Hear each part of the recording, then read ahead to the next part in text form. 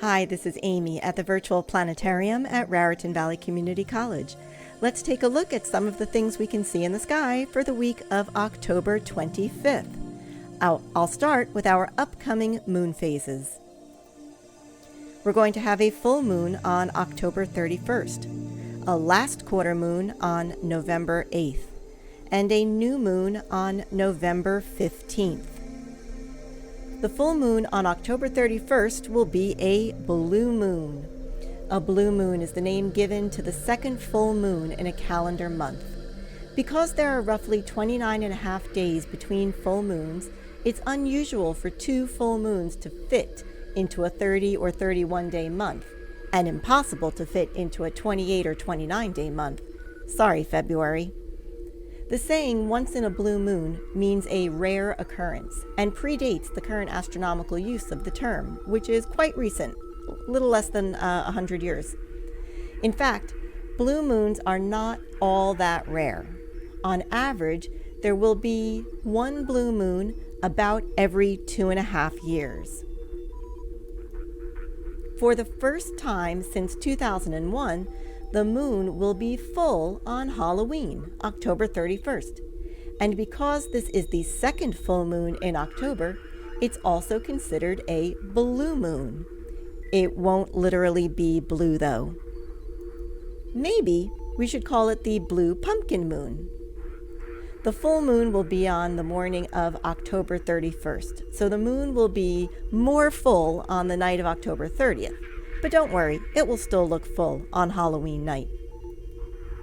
On average, the moon is full on Halloween every 19 years, a period known as the Metonic cycle. In fact, every Halloween full moon is also a blue moon. The cycle of lunar phases, the synodic month, is 29 and a half days long, plus or minus a few hours. So any full moon on October 31st must be preceded by a full moon on October 1st or 2nd. The next blue moon on Halloween isn't until 2039. Halloween is also an astronomical day. It's a cross-quarter day, meaning it falls in between an equinox and a solstice. The traditions of Samhain have been celebrated on this cross-quarter day even before we started to recognize Halloween. All right, let's go back to our sky and take a look at some of the things we can see this week. I have the sky set for October 30th, but let's back up a few days to the 25th. And on the 25th, if we're looking south, we can see the moon high in the sky at 9 p.m. Saturn and Jupiter are over in the southwest at 9 p.m. Jupiter is very bright, magnitude -2 or so. Saturn is still bright, but brighter than most of the stars that are around, but not nearly as bright as Jupiter. So you'll be able to tell which planet is which. So Jupiter is the super bright one, and Saturn is the one to its left. And then we have the moon at 9 p.m. is high in the south. But if we wait a day, we'll see it move over. And then on the 27th, it's here. It's getting closer to the planet Mars. On the 28th, it's to the right of Mars. And we've been watching the moon get a little bit wider and slightly more egg-shaped, a little more full, day after day. On the 29th of October, the moon is to the left of Mars.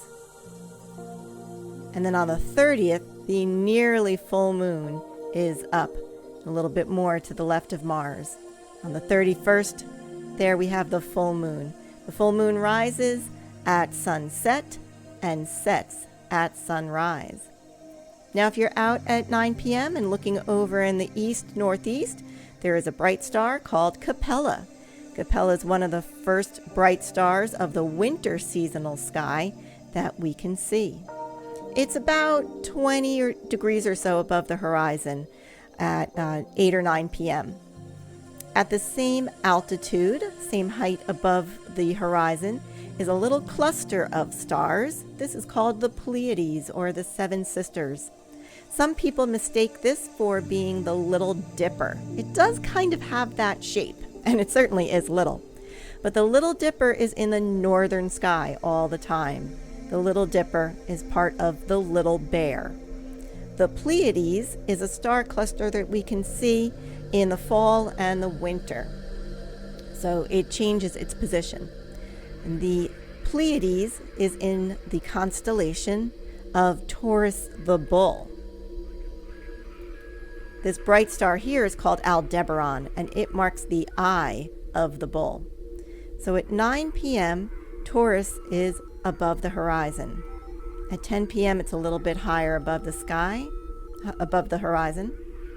At 11 p.m., we can see the constellation Orion rising, with the bright stars Betelgeuse and Rigel, and of course the belt right there in the center. So by 11 p.m., if you've got a good view of the eastern horizon, you can see all of Orion. Daylight savings time ends on Sunday, November 1st. Remember to move your clocks back 1 hour before going to bed on Saturday night. Another hour of sleep. Well, that's our sky for this week. Thanks for joining me in our virtual planetarium. Please remember to subscribe to our channel and like our video, and I look forward to seeing you in the real planetarium in the future. Until then, keep looking up.